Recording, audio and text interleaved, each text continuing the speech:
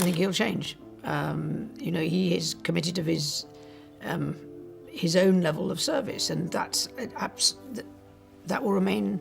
The royal family has mastered a rare skill that most powerful institutions can't pull off: complete silence. Never complain, never explain. That rule has protected the crown for generations and kept uncomfortable situations firmly behind closed doors. But what happens when that rule quietly breaks from the inside? Just days ago, after a set of highly discussed images sent waves across global media, sources close to Buckingham Palace say Princess Anne finally spoke, not to reporters, not to the public, but privately. And her words carried serious weight. The dossier exists, and we tried to warn him. Those 11 words are now being whispered as the reason Prince Harry was left deeply shaken inside his Montecito home. Because if they're accurate, then everything he believed about his past, his relationship, and his family's supposed betrayal suddenly looks very different. Today, we're examining what may be one of the most serious internal oversights the royal system has faced in modern times. What you're about to hear challenges the polished version of Harry and Meghan's love story, often repeated in mainstream coverage. The real question isn't whether Prince Harry made a wrong move. It's whether Princess Anne saw trouble coming long before anyone else and tried to step in. Don't click away, because the details ahead matter. Starting with the background review that changed everything. Let's rewind to autumn 2016. London is cooling down. Leaves are falling, and Prince Harry is fully invested. Palace procedures quietly activate. Advanced internal checks by royal staff, usually standard stuff. Finances, public records, questionable links, just routine, or so it seemed. But when it came to Meghan Markle, insiders say something didn't line up, and it set off quiet alerts, not just inside palace security, but among broader UK oversight circles too. Think about that for a second. What could someone from basic cable TV have in their background that made officials pause? According to palace sources, the background review uncovered something no image team could easily smooth over, a sharp contradiction that raised eyebrows fast. Between 2008 and 2012, Meghan publicly described herself as a struggling actress, grinding through auditions and scraping by on small roles. That was the story everyone heard. Her public resume showed brief appearances, holding cases on a game show, quick walk-ons, blink and you miss it parts. The narrative was clear: underdog energy, hustle mode, long odds. The future fairy tale before the fairy tale. But internal reports allegedly told a different story. Those documents reportedly placed the same struggling actress in high-end Mediterranean locations tied to ultra-luxury travel. They referenced appearances at invitation-only gatherings, where a single evening cost more than many earn in a year. Closed rooms, big money circles, serious access. And that's when Princess Anne reportedly stepped in. Known inside the palace for her zero-nonsense style and deep ties to security briefings, she was said to be among the first senior royals to review the file. She studied the timelines, the travel patterns, the financial gaps, and according to insiders, that's when the concern really set in. And then came the question Princess Anne reportedly asked, the one Prince Harry never wanted to face: who was paying for all of this? Because here's the reality insiders point to. People described as struggling performers don't casually move through elite international spaces without serious financial support. Travel doesn't appear out of nowhere. Access isn't free. Someone always covers the cost. Someone opens the doors. Someone makes the introductions. According to accounts tied to the review, these weren't casual social settings either. These were high-level environments where powerful figures network and decisions with global impact get discussed. And that's where the narrative allegedly cracked. The file reportedly raised the possibility that Meghan Markle wasn't operating without support during those years. And in security circles, unexplained access or unexplained funding always triggers deeper questions. That's what Princess Anne was said to recognize immediately. While Prince Harry was focused on romance, she was focused on patterns, repeated appearances, same exclusive circles, same regions over multiple years. Analysts don't ignore that. They start connecting dots. Sources claim palace teams would have reviewed travel timelines, public financial records, and archived images. They would have mapped social links, looking for overlap and recurring names. And what reportedly stood out was a consistent trail, from California to the Mediterranean, from Monaco to the Middle East, tied to support that didn't clearly line up on paper. Which brings us to the meeting that reportedly shattered trust forever, a confrontation Harry later framed as proof of betrayal, but one Anne allegedly saw as her final attempt to protect him. Picture that moment, classified briefings in hand, a nephew deeply in love, and a warning no one wanted to hear. Imagine planning a wedding the entire world will watch, while knowing something the groom doesn't. According to reported accounts, Princess Anne believed the woman Prince Harry was about to marry matched a profile intelligence analysts have quietly studied for decades. This wasn't about class, background, or royal etiquette. Insiders say Anne sat Harry down to discuss something far more serious: national security. Sources claim she placed a briefing file on the table and pointed to a term often used in analyst circles: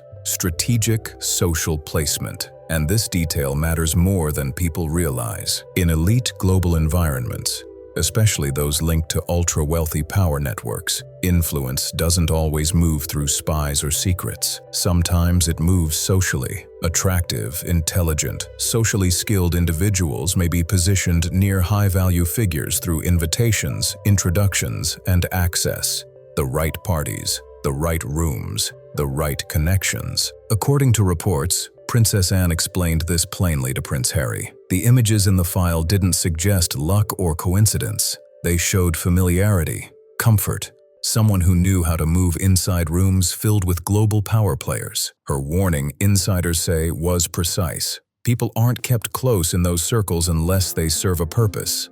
But Harry, convinced he was witnessing a love story under attack, reportedly rejected that framing entirely. Where Anne saw patterns and risk, he saw persecution and misunderstanding involving Meghan Markle. And that refusal to engage with the material may have changed everything. What Meghan wants, Meghan gets. That's how Prince Harry reportedly saw it at the time. According to insiders, he didn't read the dossier as protection. He saw it as disrespect. To him, it felt like an attack, proof that the family was judging, blocking, and trying to derail his happiness. So he shut it down. He dismissed the paperwork, ignored the records, and walked straight past the warning Princess Anne believed was critical. And the weight of that moment can't be overstated. Sources stress Anne wasn't acting out of bias or social snobbery. She was operating from experience. Decades as a working royal watching people attempt to get close for influence, access, or advantage. She had seen how connections get leveraged quietly, how power moves behind smiles, and how carefully built images can hide deeper motives. That's why, according to reports, every detail raised her internal alarms: the lifestyle gaps, the Gulf region connections, the carefully managed public image that didn't fully match the background. To her, those pieces didn't line up. Insiders say this didn't look like random romance. It looked organized, intentional, long-term. So here's the real question. Was Anne being unfair, or was she being precise? Now let's talk numbers, because feelings can blur vision, but finances stay stubborn. Between 2008 and 2012, Meghan Markle was publicly credited with small acting roles, short appearances, and temporary gigs. She wasn't a headliner. She wasn't a breakout star. She was a working actor in Los Angeles, juggling auditions, rent, and whatever opportunity came next. And that's where the math started raising eyebrows. Her most recognizable job during that stretch: briefcase holder on Deal or No Deal. Reports at the time placed the pay at roughly $800 per episode, decent for steady TV work, but nowhere near luxury money. Now flip the page, because the same image files reportedly place Meghan Markle aboard ultra-luxury yachts valued in the tens of millions, invitation-only gatherings in Monaco, Mediterranean social circuits attended by global elites, international financiers, and ultra-wealthy power players. These are environments where a single bottle on the table can cost more than a month's rent. And that's where the numbers stop lining up. Basic cable rolls don't fund Monaco summers. Briefcase gigs don't bankroll yacht seasons. A working actor's income doesn't stretch to international premium flights, high-end wardrobes, and elite-level access. not without serious backing. Let's talk costs, because this is where analysts reportedly leaned in. At the time, a premium flight from Los Angeles to Monaco could run between $8,000 and $12,000. Hotels during peak seasons? Often $1,000 a night. And that's the low end. Event-ready outfits, several thousand per look. Styling, preparation, travel logistics.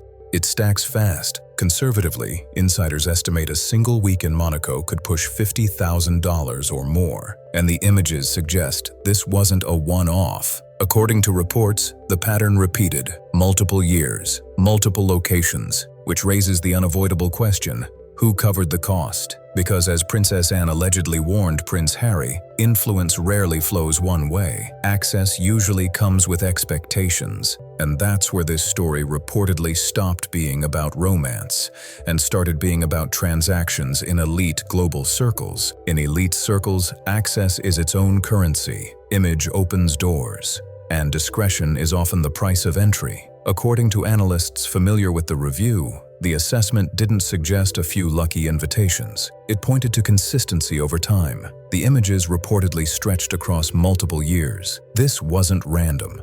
It wasn't occasional. It appeared structured. Insiders claim this didn't look like casual help. It looked like sustained support, not a one-off opportunity, but something closer to long-term backing. And that's where the financial review raised eyebrows. According to reported findings, there were no clear records showing personal payments for luxury travel, no obvious charges tied to premium hotels, no traceable spending that matched high-end wardrobes, which suggested to reviewers that arrangements were being handled elsewhere, bookings made, logistics covered, details managed behind the scenes. In security analysis terms, this isn't described as wrongdoing, it's described as facilitation. Someone with resources smoothing the path in exchange for value, presence, social connectivity, discretion, the ability to move comfortably among influential figures. And that led Princess Anne to pose a question Prince Harry reportedly couldn't answer at the time. What was expected in return? Then attention reportedly turned to someone often overlooked. If those social spaces were the stage, insiders say Marcus Anderson appeared central to access. Publicly, he was described as a close friend of Meghan Markle and a connector within creative circles. But inside palace reviews, sources claim he was viewed differently. Not emotionally, but structurally. Why? Because Anderson served as a global membership director for Soho House, an invite-only network linking entertainers, financiers, and international power players. And in that world, introductions are everything. According to insiders, his real strength wasn't hospitality. It was connection power. He knew exactly who should meet whom. He understood how to quietly bring people together in ways that benefited everyone involved. And in 2015, the year before Meghan Markle met Prince Harry, Marcus Anderson reportedly helped coordinate what some reviewers viewed as a pivotal moment in her pre-royal timeline, the opening of Soho House Istanbul. And Istanbul matters a lot. It sits at the crossroads of East and West, where European culture meets Middle Eastern capital, a place where introductions happen quietly and influence moves without headlines. Sources familiar with the review suggest this wasn't just a stylish launch event. It functioned as a curated environment, ambition meeting opportunity, creative talent mixing with serious financial power. According to reported interpretations, this event is where Meghan was introduced to a specific network of regional financiers and Gulf-linked power players, the same circles later associated with those Mediterranean social scenes. The timing is what made analysts pause. This all happened just months before her introduction to Prince Harry. After years of steady access, this moment allegedly marked a turning point. By then, insiders say she would have understood the unspoken rules, the expectations, how these circles operate. To reviewers, Istanbul looked less like a party and more like a signal, a sign she was ready for higher-profile introductions and trusted to navigate elite spaces smoothly. And from there, everything accelerated. Now here's where things reportedly take a sharp turn. The public story says Prince Harry and Meghan Markle met on a blind date in London in 2016, arranged by a mutual friend. According to multiple accounts, That mutual friend was Marcus Anderson, and once that connection became part of the conversation, insiders say the palace went into what can only be described as controlled urgency. Reports claim that shortly after Princess Anne's alleged concerns surfaced, official statements were issued, pushing back strongly. The language was firm, measured, and very precise, denying the claims without escalating the situation. And what's interesting is what didn't happen. There were no dramatic counterattacks, no personal insults, no legal threats, just careful wording. Why does that matter? Because Anne isn't a fringe voice. She's a senior royal with decades of institutional experience. When responses focus on tone rather than details, analysts often read that as caution. Meanwhile, sources say Meghan's representatives took a more aggressive approach, calling the claims exaggerated and questioning Anne's intent. But again, observers noticed something familiar. The focus stayed on motivation and credibility, not on addressing each point individually. And in moments like this, that difference in strategy speaks volumes. Because when a story gets this sensitive, every word is chosen for a reason. What stands out is how carefully both pushbacks were worded, leaving just enough space for interpretation. Representatives connected to Prince Andrew released a statement saying Princess Anne's account was misleading and taken out of context, but they stopped short of denying all contact outright, and that wording matters. Taken out of context doesn't mean nothing happened. It suggests events occurred, but are being framed differently. In crisis communication, that's a deliberate choice. And here's the thing. Princess Anne isn't a former staffer or an outside critic. She's the Princess Royal. She served the crown for over 5 decades and completed more official duties than nearly anyone else in recent years. Her credibility behind palace walls isn't something easily dismissed. According to sources close to the situation, King Charles III reportedly called immediate closed-door meetings with senior advisors and legal teams. The questions weren't just practical. They were fundamental. What exactly does Anne have? How much documentation exists? And how do you respond without escalating the situation? Because this time, the usual playbook wasn't working. Social media and non-stop coverage moved faster than controlled statements ever could. Observers say attention quickly turned to how to manage multiple narratives at once, including responses tied to Andrew and Meghan Markle, both of whom issued firm denials. Within days, royal legal teams were reportedly reviewing next steps, not to undo relationships, but to contain a situation that had grown far beyond palace control. And that's when things truly entered uncharted territory. According to reports, officials were suddenly forced to examine issues the modern monarchy rarely touches: titles, living arrangements, access to royal funding, public roles, and long-term constitutional implications. This wasn't just about a personal separation. It was about navigating legal territory untouched for generations. Sources say the framework being discussed was unusually complex. Senior legal advisors were reportedly consulted, including Sir Gavin Morland, a respected figure in constitutional law circles. One reported draft proposal would allow Queen Camilla to retain a ceremonial designation, a title with historical weight, but no political authority or role in succession. Under those discussions, she would live privately rather than as an active royal. Another reported point drew intense focus: financial and logistical support. According to insiders, arrangements tied to the sovereign grant could be reviewed, with timelines discussed for changes following any finalized agreement. In practical terms, observers say this would mark a gradual separation from the operational benefits linked to the role of Queen Consort, a constitutional puzzle with little modern precedent. And then came the clause that revealed just how tense things had become. Legal teams were reportedly exploring strict confidentiality provisions, limiting future books, interviews, or media projects connected to royal matters without approval. While lawyers worked quietly, public reaction exploded, commentary surged, comparisons resurfaced. Old memories echoed through public debate once again, and sources say King Charles III made one timing request clear: whatever happened next needed resolution before the royal tour season began in March. The clock, it seemed, was officially ticking. Sources say the goal was simple: resolve it fast, finalize everything, and move forward. King Charles III reportedly wanted the situation closed so the monarchy could reset its public image without ongoing personal distractions. This wasn't just legal cleanup.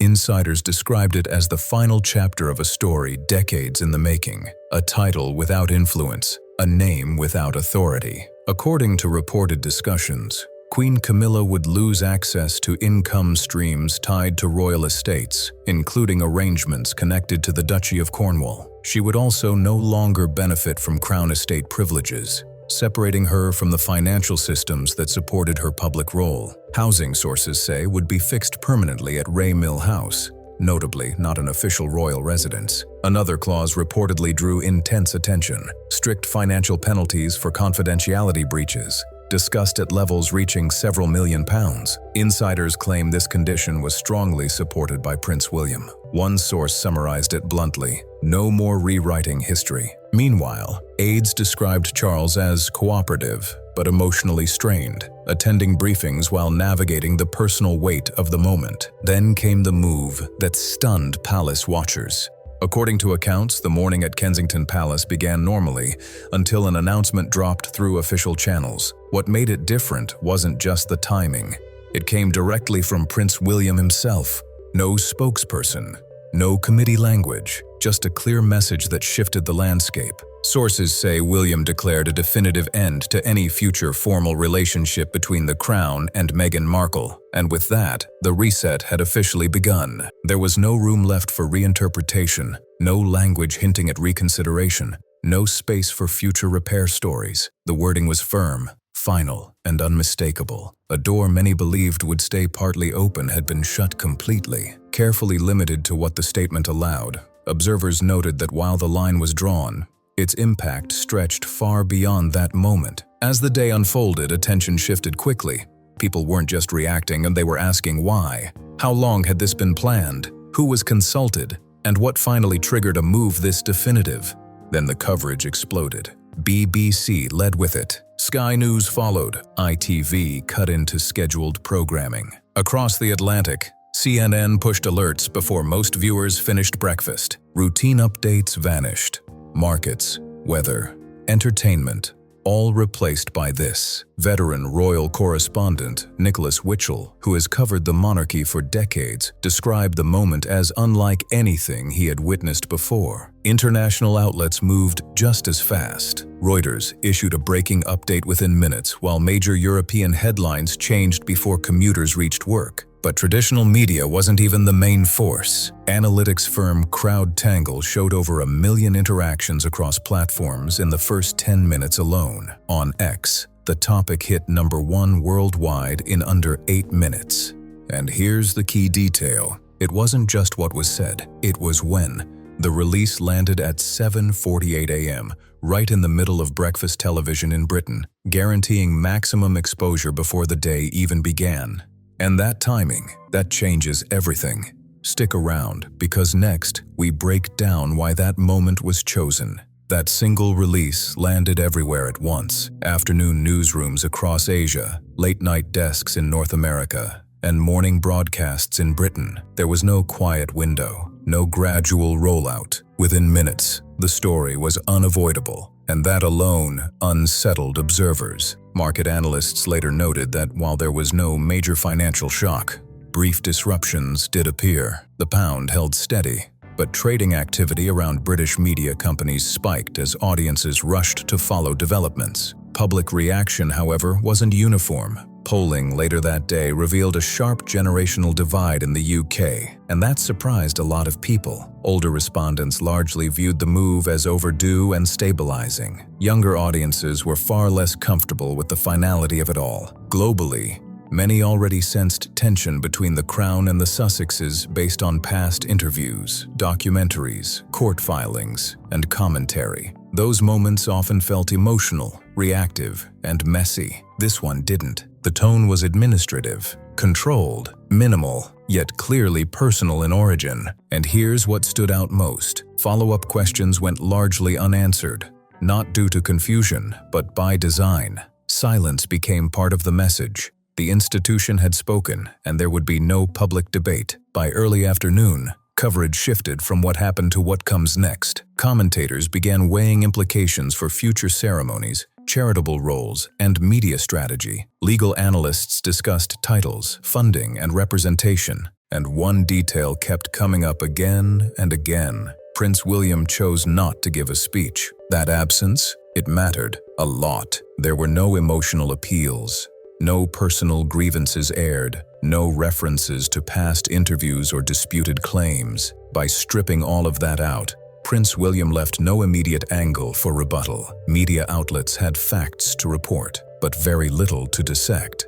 That vacuum forced commentators to focus on structure, precedent, and consequence, not personalities. Royal historians were quick to note that decisive boundary setting isn't new. After Princess Diana's divorce from King Charles III in 1996, formal titles were adjusted through official channels. But observers also pointed out a major difference. Back then, communication moved through institutions, not personal declarations. No historian could recall a moment where a future king authored and released such a statement himself. As the news spread, diplomatic channels reportedly lit up. Embassies reached out quietly for clarification. Sources say Commonwealth representatives received briefings from William's office, while palace switchboards logged thousands of calls by midday. Journalists were already in position, some since dawn. Many had been tipped that something was coming, but few expected this scale. One palace insider reportedly described the moment as a historic rupture, not just within a family but across public life. Behind the scenes, response protocols were activated, and former staff later confirmed what insiders already knew. Plans like this aren't rushed. They're developed over years. Yet what made this moment unforgettable wasn't the noise, it was the certainty. December 2025. A date now permanently etched into royal history, not for a celebration, not for a jubilee, but for the moment Princess Anne reportedly decided she'd had enough. The setting was deliberate.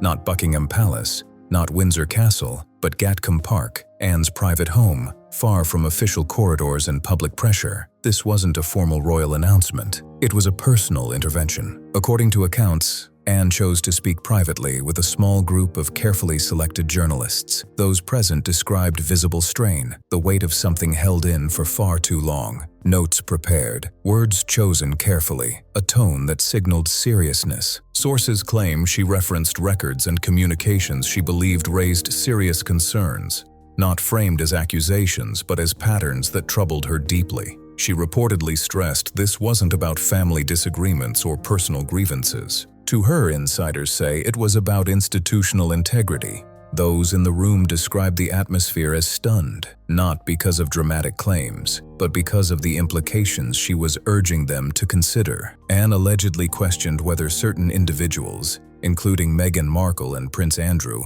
had overlapping interests or coordinated messaging during a turbulent period. She reportedly emphasized timing rather than intent, alignment rather than conspiracy. According to those accounts, Anne suggested this cooperation may have begun around late 2019, not as a secret plot, but as a shared response to pressure, scrutiny, and isolation. Her voice, typically composed, carried a sharper edge than usual, restrained, controlled, but unmistakably firm. And that, sources say, is when the room fully understood how serious she was. Fury, I stayed silent. That's how Princess Anne reportedly opened, according to those present, not out of fear, but out of loyalty.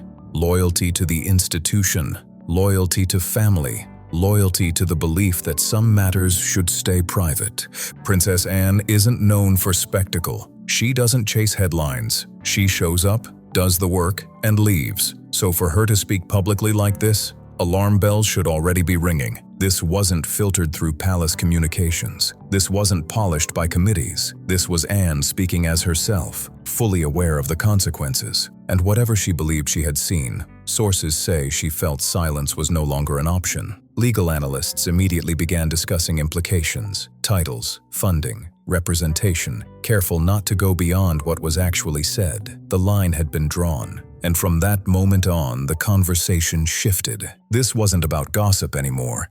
It was about stability, about trust, about whether long-standing systems can withstand moments like this. As the day unfolded, attention moved toward one central question. How was Prince William's decision prepared, and how long had it been coming? Whether you sympathize with Meghan Markle, Prince Andrew, or neither, Anne's intervention forced a reckoning. A woman who never sought the spotlight, who spent a lifetime in quiet service, triggered a moment of truth. And whatever comes next, one thing is clear: the monarchy has entered a new chapter. If you found this breakdown valuable, like the video, share it, and subscribe for more deep dives like this. Drop your thoughts in the comments. What do you think happens next? And as always, I'll see you on the next one.